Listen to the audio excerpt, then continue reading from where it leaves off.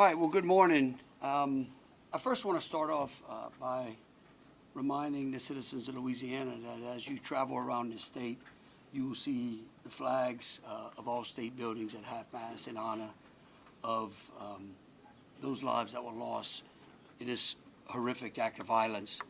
I also think that it's important to remember that what happened yesterday was akin to those who are old enough to remember jigsaw puzzles, and that you would take a 1,000-piece jigsaw puzzle and you empty the box, and you've got to start sifting through those pieces, and you want to start, if you're real good, you start at the corners, right? Try to put your corners together.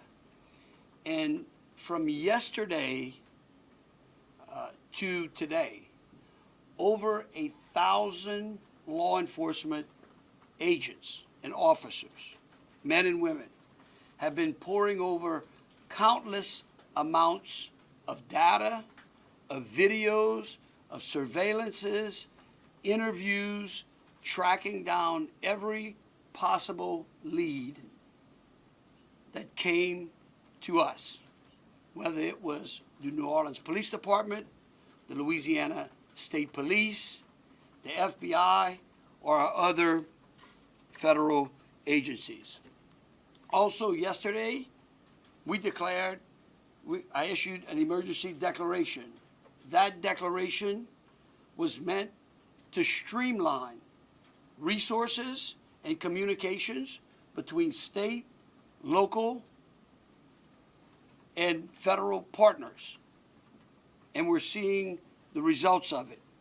I also would like to remind everyone that what's going on in this city and this state is twofold. We've got an active criminal investigation going on, while we're also continuing to secure the city in preparation for 3 o'clock kickoff time for the Sugar Bowl. With that, I would also remind those who are in the city that as far as state resources are concerned, we have the Louisiana State Police, the Louisiana National Guard, which was part of that emergency declaration, which allowed us to put an entire MP company on the ground. Those become force multipliers, is what we call that in law enforcement and the military. That helps to add to the resources that we have. Wildlife and Fisheries, the Department of Corrections, DSF, DHS, our Veterans Affairs, our Probation and Parole, all state agencies. Any state agency who has a post-certified officers are here in this city to help secure the city. And so with that, I would like to turn it over to Christopher Rea, who is the Deputy Assistant Director of the FBI's Counter Terrorism Division. Chris? Thank you, Governor Landry.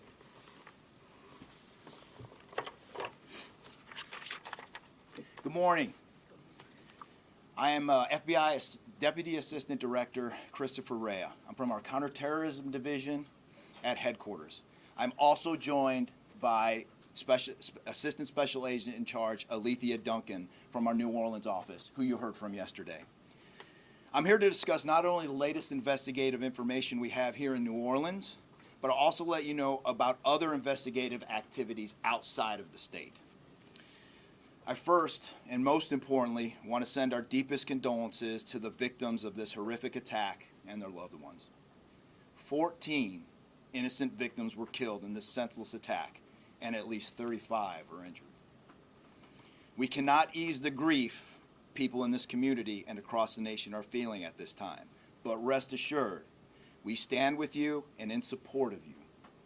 All the resources, and I'm going to go into that a little bit later, all the resources of the FBI are being focused on tracking down every piece of evidence, every lead, every interview, every potential lead we've got. While I won't be able to answer all your questions today, my goal is to be as forthcoming as possible with you on what we've uncovered so far. First and foremost, let me be very clear about this point.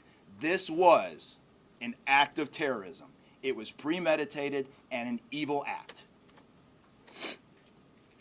This was obviously a critical incident, and with that, lots of information and tips come pouring in from law enforcement, first responders, and the public.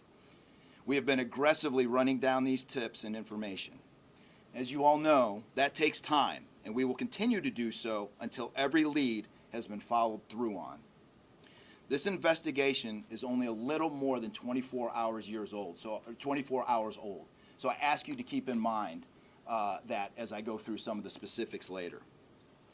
But at this point, currently, and this is another fact I want to be clear on, we do not assess at this point that anyone else involved in this attack except for Shamsuddin Jabbar, the subject you've already been briefed on. A little bit about what the FBI is doing. So we are surging people and assets to the area from across the region and across the nation. Special agents in multiple field offices across the country have been deployed and are assisting with potential aspects of this investigation and following up on every lead. Additional teams of special agents, professional staff, and victim specialists continue to arrive to provide more investigative power and assistance to the victims and their families. We have also forward deployed a number of our critical incident response group assets, including members of our hostage rescue team, special agent bomb technicians, and crisis management coordinators. In addition, we have deployed more evidence response technicians to continue to process the various scenes that we have. So far, we have received just over 400 tips from the public, and that information is being followed up on both here in New Orleans and across the country. Some of the tips are here in New Orleans, and there are other tips in other states across the country that we are following up on.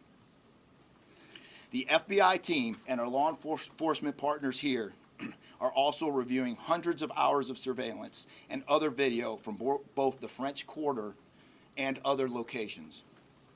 As for a timeline, at this point, investigators believe Jabbar picked up the rented F-150 in Houston, Texas on December 30th. He then drove from Houston to New Orleans on the evening of the 31st, and he posted several videos to an online platform proclaiming his support for ISIS. There were 5 videos posted on Jabbar's Facebook account, which are time-stamped beginning at 1:29 a.m. and the last at 3:02 a.m. In the first video, Jabbar explains he originally planned to harm his family and friends, but was concerned the news headlines would not focus on the, quote, war between the believers and the disbelievers, end quote. Additionally, he stated he had joined ISIS before this summer. He also provided a will and testament.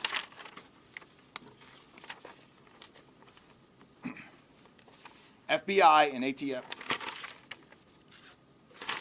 We have a couple different scenes at the location. We have released the scene at Bourbon Street. That scene has been released. We also have a scene off of Mandeville address where we're currently searching that scene right now. FBI and ATF agents have secured that house, and that location is being searched for potential evidence. On New Year's morning, Jabbar opened fire after ramming through a blocked-off area of Bourbon Street, used his truck as a weapon to run over the victims. Teams of specially trained victim specialists, again, as I said, are on the ground here in New Orleans, assisting survivors of the attack and loved ones of the deceased. We do not believe the public is in any danger around any of these locations. 3 phones linked to Jabbar have been recovered, and digital media exploitation is a priority to see what is on the devices and determine if there are any other potential leads.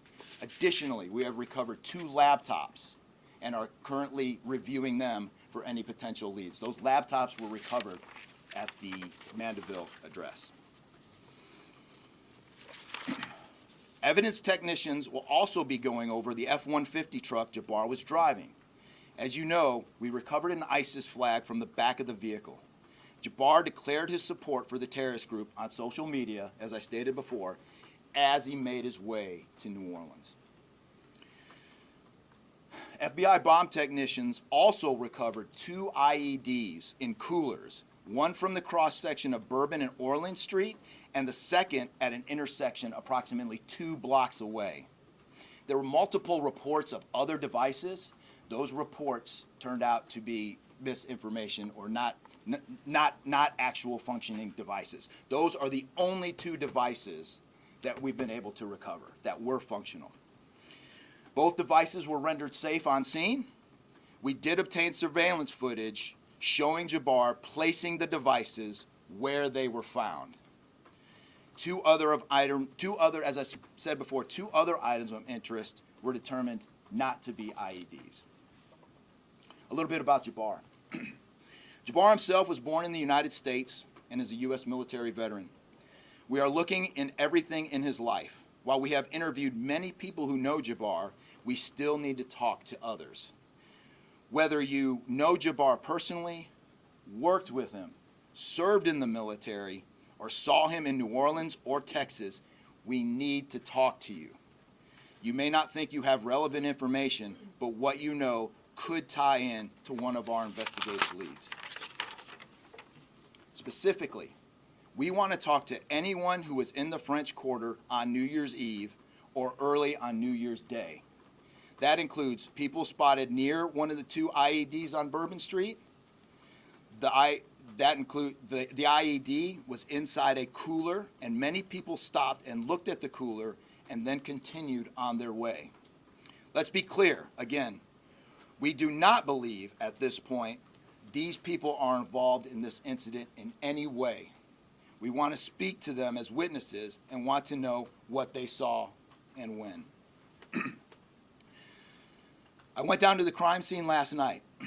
It is very hard to put into words what it looked like and how difficult it was to see. Anyone with information can call us at 1-800-CALL-FBI or send digital tips to fbi.gov/Bourbon Street attack. Early this morning, evidence response teams finished their work at the crime scene. Bourbon Street has been turned over to the city of New Orleans. As you know, there's also an FBI investigation in Las Vegas. We are following up on all potential leads and not ruling everything out. However, at this point, there is no definitive link between the attack here in New Orleans and the one in Las Vegas. And again, I'll preface, as I close, I'll preface everything with what I started with in the beginning, which was this is very early in an investigation like this. Again, our thoughts and prayers are with the victims of this tragedy and everyone impacted across the country. They remain at the heart of our investigation. I also, although I've only been on the ground here a short time, I also want to express a sincere appreciation for our partners here, which include the U.S. Attorney's Office, HSI, ATF, the New Orleans PD, the Louisiana State Police, the Governor's Office, and countless others. At this point, I'm going to turn it over to the Special Agent in charge of ATF here, Josh Jackson.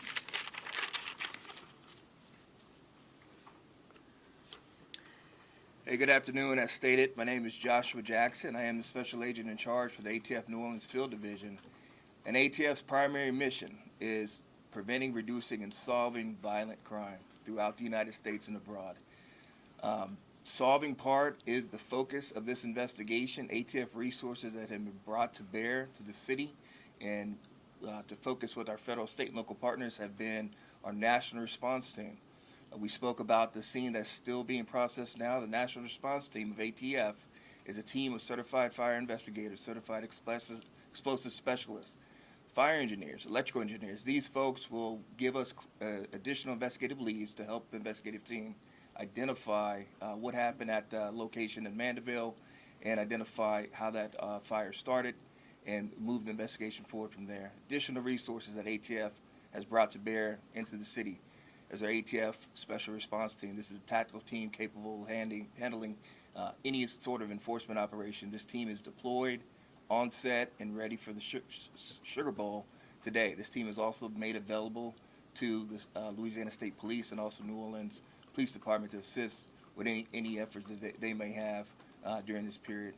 Additional resources, as the governor alluded to, he executed executive powers and had an emergency declared to where ATF was able to tap in to Emergency Support Function 13 resources. This allowed us to bring additional explosive detection canines so that we can safely sweep the city and safely sweep the Super Bowl in preparation for the game today. These resources will still be in the city as we lead up to the Super Bowl and through Mardi Gras. These type of ATF resources will be here.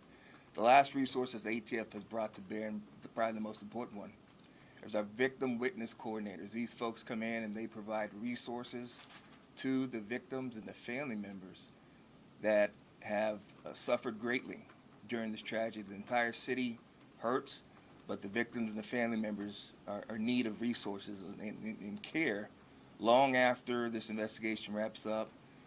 This time next year to be hard for the families and friends who suffered during this event.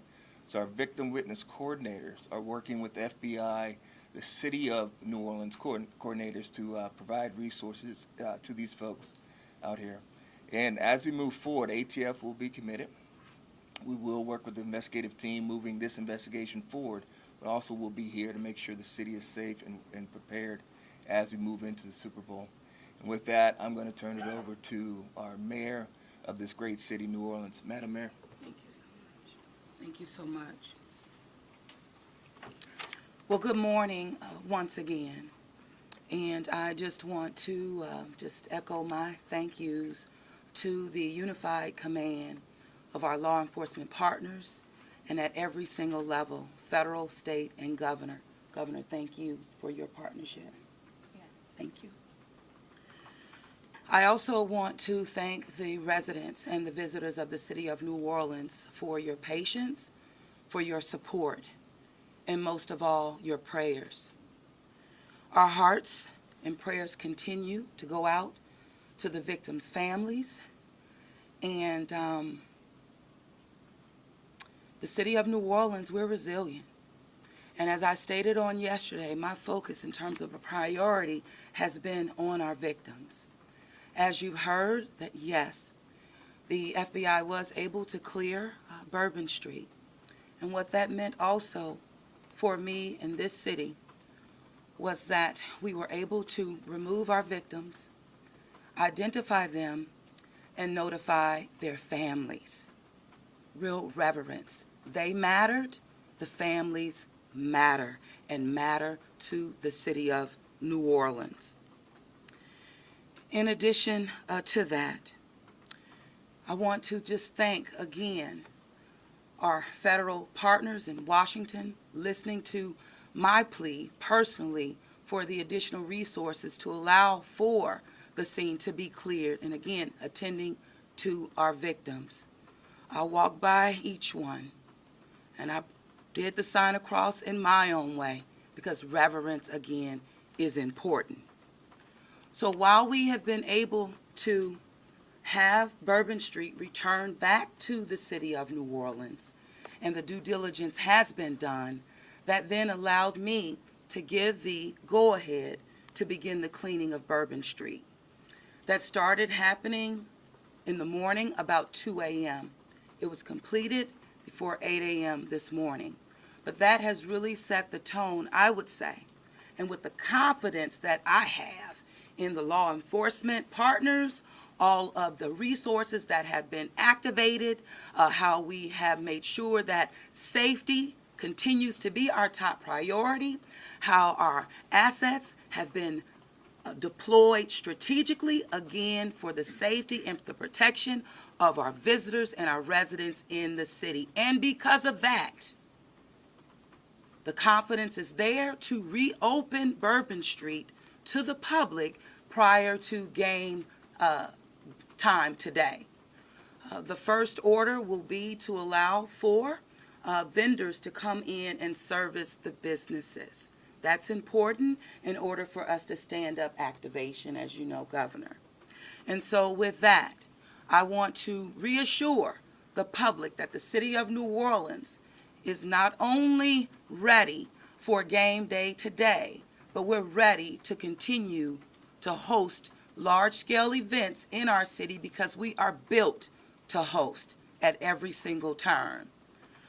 I want to, again, thank all of those who responded to the FBI's call for information and tips. As you heard, that has been useful. Continue to do that. The investigation is still active and absolutely under the FBI's leadership. We will continue to operate and cooperate as we always have.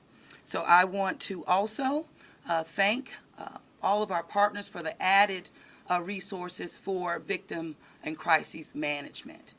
We know that that's, again, important. Working with our partner, the Greater New Orleans Foundation, we have set up a fund for our victims' families for not only today but into the future. As you heard, this is going to be a long process for our people. So with that, the city of New Orleans, and with all of my confidence, we are ready. And we could not get here, again, without the unified presence, support, and cooperation. We are stronger together. And I want to say, again, thank you so much. Thank you, Governor. So once again, the governor would like me to reiterate that Bourbon Street will be prepared for full activation before game time today. We know 3 p.m., so we're working towards 2:30 p.m. But prior to game time, the kickoff, Bourbon Street will be restored. So we're hard at work now. Our teams are now, and of course, working with our business community to serve our public and serve our residents and our visitors alike. In closing, I want to rest people assured that right now in the city of New Orleans, there is an unprecedented amount of law enforcement resources that are being utilized to close out and to hunt down and to finalize this investigation. I want to thank the FBI and all of our federal partners for the amount of resources they have poured into the city. This type of event can happen in any city. And that's the tragedy of it. And I think it's important for people to understand that to protect our citizens in America from evil, you have to crush it. You can't go out there and placate it. You can't go out there and say, oh, I'm going to put this in place and that in place and hope that evil doesn't show up on your doorstep, because it will. You have to crush it. And that's what we're going to do here. We're going to put it all behind us. We're going to continue to keep the victims, those that are in the hospital, either fighting for their lives or trying to recover, in our thoughts and in our prayers. But you know, this morning, and I don't want to single out just one news source, but I just happened to turn on Fox and Friends, and that was a young man who was interviewed, who was actually on Bourbon Street during this horrific act of terrorism. And they closed out by asking him, what now? And I think he summed it up. He said, look, we can't live in fear, because fear will paralyze us. He said, we come down to the city to enjoy ourselves and to entertain ourselves and to be with our friends and with our families, because that's who we are. Louisiana invented hospitality. The people of this city care for each other. And believe you me, we care about each one of the lives that were lost in the city of that. We will never forget them. But it would be a tragedy if we let their losses be snuffed out because of fear. This city will be back. We will be open to family and friends and loved ones who want some time to relax from the pressures of life. And so today, we're going to have us a sugar bowl. We're going to enjoy ourselves. We're going to keep those again, who have lost loved ones in mine, and we're going to get on to the business of this city and this great country. With that, I'll take any questions. Governor, this is for you and the Assistant Director. The message has really changed since yesterday. Yesterday, the FBI said that people should be vigilant, that he did not act alone, that he likely had help, and now you're coming out the very next day and saying he was a lone wolf, everything is safe, the game moves on, everybody had a good time. How can you be so sure just 12 hours later? Well, we're going to bring him up, all right? But here's what I want to remind everyone. Like I was a deputy sheriff, right? I worked in a jail. I worked on the street. I worked on the interstate. I served warrants. I can tell you. Look, in today's world, I get it. Information, we get information like that. Everybody lives in a 15-second TikTok video. We think that life operates like it does on our phones, and it just doesn't. Information changes. In fact, that's why we ask the media for patience. We get information, like I said, no one dumps a 1,000-piece jigsaw puzzle and puts it together in 5 seconds. Okay?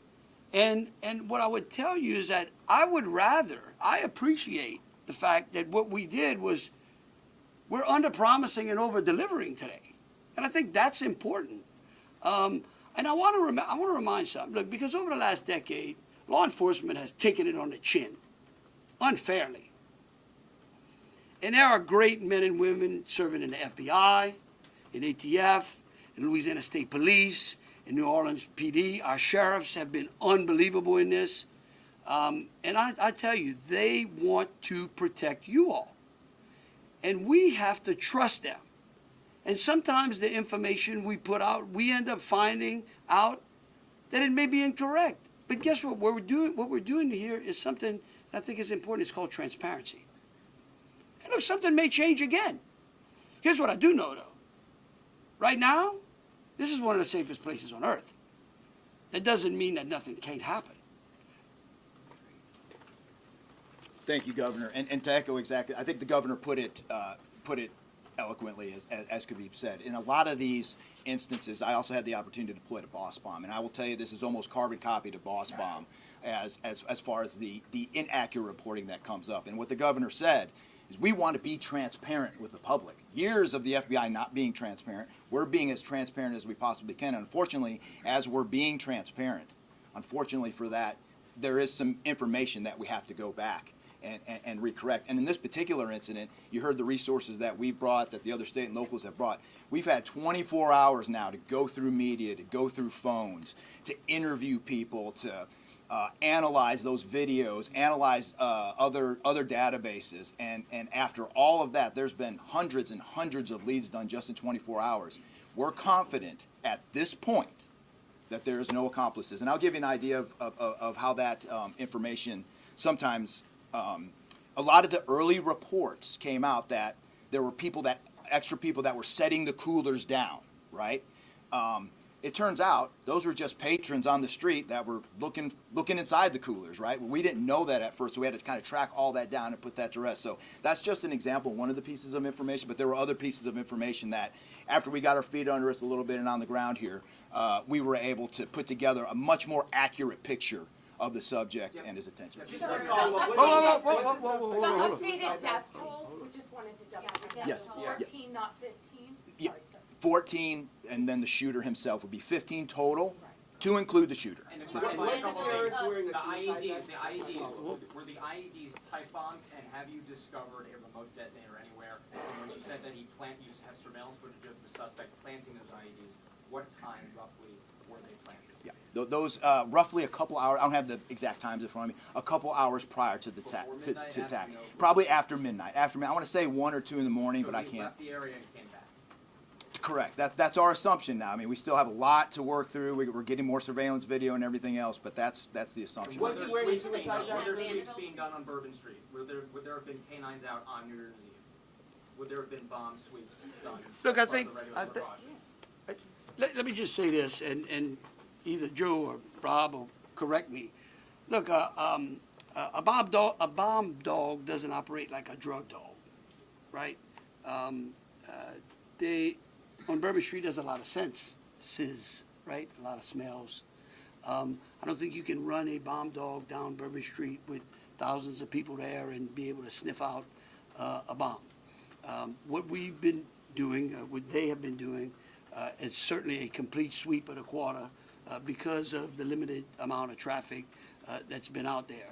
Let me just say this. I think this may help. It would be my hope that as some additional time goes through, maybe closer to maybe the beginning of next week, we will, if we've got it to what extent buttoned up as we could, I would work with the FBI and the city, and maybe we can come up with a timeline to be able to get you those information, kind of walk everyone through from day one through. I think it's extremely premature, and you're really putting us on some speculative grounds to ask some of those questions, because again, it's only been 24 hours. I mean, can you imagine how far we've come in 24 hours? So, Was he wearing oh, well, we'll go one at a What time. is being done to make Bourbon Street safer tonight than it was New Year's Eve? Are temporary bollards being brought in to block off the street, and why weren't those used on New Year's Eve? Well, look, here's what I'm going to say. Every time some bad guy does something like this, there's what we call an after-action review. Because again, nothing is 100%. We have reinforced the area. We have deployed some additional types of assets. I personally, it's up to the city or other, I don't like to give specifics because I don't like to tell the enemy what we got. But I can tell you we're in better shape than we were before. We have time for two more questions. Director, can you speak to the Mandeville scene? Say- Can you speak to the Mandeville scene? And then we'll go to you. Some neighbors at that site told us they smelled smoke early in the morning. Was there a fire there? Any kind of burning happening? Yeah, great. Do you still believe that fire happened after the suspect was killed? That's correct. Yeah, I'll move to 18. I do want to address the suicide vest question. I want to kill that one right away. Okay. There was no evidence that the subject was wearing a suicide vest at all. So I will turn the Mandeville stuff over to ATF. Yeah, as to the fire at the Mandeville scene, so our working theory now is that the fire started after Jabbar was already deceased. There's a lot of different ways that can happen. You could have different time devices. You could have a long cord that extended that time. You could also have pressure cookers that were put on top of the stove filled with gasoline, and then it went off. There's a lot of different ways to do it, but that is why our ATF National Response Team is here to answer those questions and get that investigative lead back to our team. So more to come on that. We're still processing that scene. We're out there right now. Are you able to assess what type of... How he became radicalized over all of this time, what brought him to Bourbon Street? Do we understand whether any international travel involved? What led him down this path to this sort of radicalization? Sure, a lot of questions we're still asking ourselves. We know that he specifically picked out Bourbon Street. Not quite sure why. I mean, I think one can assume that it was lots of people New Year's Eve, with a target for an attack. That's the stuff in the coming days as far as that path to radicalization that we're really going to be digging into and making a priority of. So what I can tell you right now is that he was 100% inspired by ISIS, and so we're digging through more of the social media, more interviews, working with some of our other partners to ascertain just how to ascertain a little bit more about that connection. Oh, we're gonna do one more. Kate. Right there. You've had your hand up for a while. Okay. Sir. Thank you, I appreciate it. Yeah. It's actually for Special Agent Ryan. Sir, I prefer those. I want you to. In order to reassure people, would you be able to explain the analysis and evidence that has led to this most recent understanding that he was a lone actor and that there is at this point, at least from your understanding, no further danger to the public? Sure. I think a lot of that, multiple interviews, the hundreds of interviews that we've conducted so far, the social media review that we've done of his accounts, by my count now, the 5 devices we have, the 3 cell phones and the 2 laptops been able to initially triage or go through that, and there is just nothing to indicate through call records, through anything on those devices, through interviews, through anything in our systems that he was aided in this attack by anybody. And again, I have to caveat, like the governor said, it's just 24 hours into it. And that could change, but right now, we've got a much better picture and much more confidence on what we were dealing with than we were just 24 hours ago. All right, look, thank y'all so very much. Again, we are going to try to get y'all as much information as possible, so any additional information will be put out through press releases. Thank you so very much. Board, are we going to be making Bourbon Street a pedestrian only, or are we going to be allowing cars to drive through?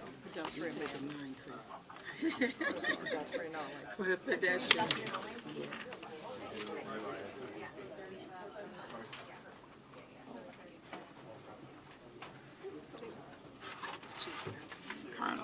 No, you good? No, I'm good. Yeah, you take it over. But no, I'm giving them to the handler.